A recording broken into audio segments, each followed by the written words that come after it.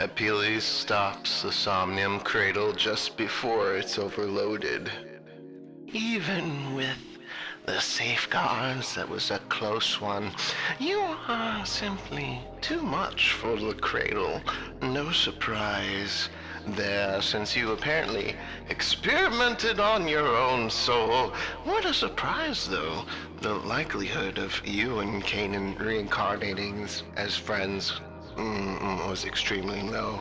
Your modifications obviously didn't work out as you intended, given your current situation, but alas, I will need to address you later, as I must continue my work, learning more about Maxis.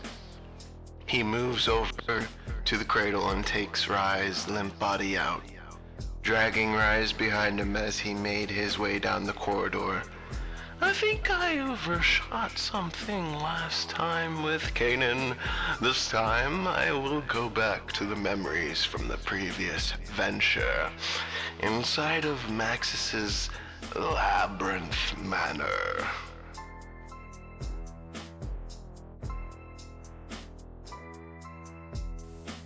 He opened his eyes to stare at a ceiling.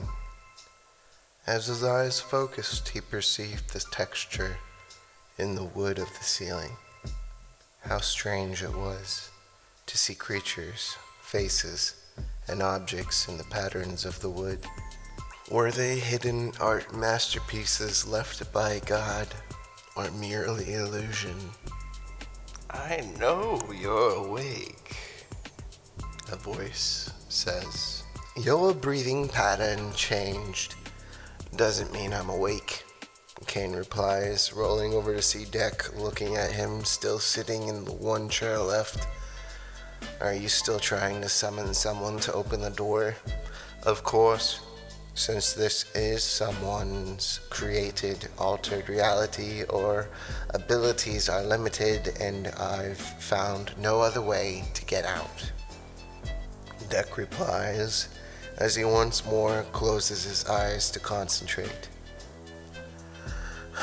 You've destroyed the rest of the chairs in anger at your own failure, and there are at least 100 in here, Lord knows why, so what difference do you expect to get from this time with your stubborn arbitrariness? Kane asks, sighing and stretching his limbs out in a sleepy exasperation. This is where you are wrong, my newfound friends, whatever the proper term is for you. This is not chance, impulse, nor whim in which I sit here, but necessity, Deck responds, trying not to let Kane's words affect him into doubting himself.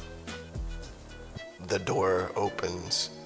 They both leap forward, yelling for whomever is there to hold it open. They get to the inner door just as they hear the main door close. Their hearts sink, low in despair as such newfound hope is crushed. Is that you, Kane? Rev's voice calls from inside the closed door. Kane is shocked. Rev? How did you find me? He exclaims.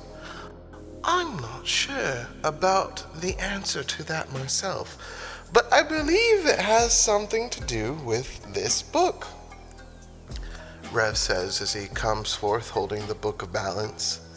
The book, although ancient, was untouched by a speck of dust, and not a single solitary scratch upon its surface. Kane takes the book and looks at its cover. Beyond words, the appearance of it was. Hidden designs moved within its surface, ornate and exotic as it was. To be sure, his eyes sought with failure to discern any known design upon it, but even the most simplistic of designs held within beautiful complexities.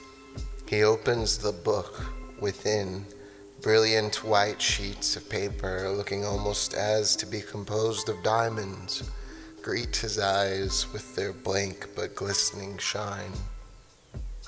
Words, each letter a thing of beauty, appear in the blank pages before him.